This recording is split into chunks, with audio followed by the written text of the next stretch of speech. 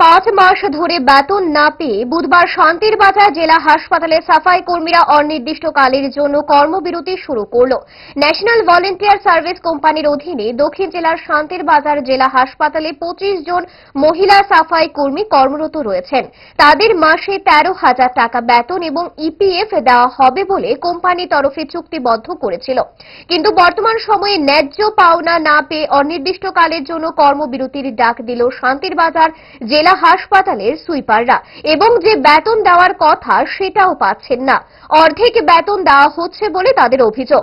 এই সমস্যা নিরসনে মুখ্যমন্ত্রীর দৃষ্টি আকর্ষণ করার জন্য আহ্বান করেন কর্মবিরতির ডাক দেওয়া সুইপাররা। মানে কর্মবিরতির ডাক দিচ্ছেন যতক্ষণ পর্যন্ত সমস্যার সমাধান হয় নাকি? আমরা টাকা দিয়ে দাও, আমরা কাজ করব। প্রতি মাসে করতাম না যে তারা বেতন চাই আর ইপিএফটা চাই। আমরা তারা বেতনটা ইপিএফ কার্ড আছে, এটাই আমরা চাই। ইপিএফ কার্ড করে আমরা খরচ করাইছে। আমরা ব্যাংকে গেলাম, কাগজপত্র বাইর করলাম, গাড়ি ভাড়া গেছে। ও মা আজকে 5 মাস যায়, 6 মাস হয়েছে, ইপিএফ এ টাকা ঢুকানোর নাম নেই, কোনো প্রমাণপত্র কিচ্ছু নাই। মুখ্যমন্ত্রীর কাছে যাওয়ার আছে, মুখ্যমন্ত্রীর কাছে যাওয়ার আছে যে আমরা অনেক বছর ধরে যাবতীয় হসপিটালে কাজ করতে আছি।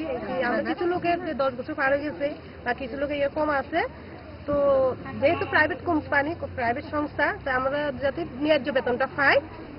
ফাস্ট ফুড তো ফাস্ট লাইফের একটা পার্ট, সো প্রবলেম তো হবে, বাট আমার সলিউশন তারা 5 দশক ধরে গ্যাস, অম্বল ও পেটের সমস্যা একমাত্র সমাধান গ্যাস নল।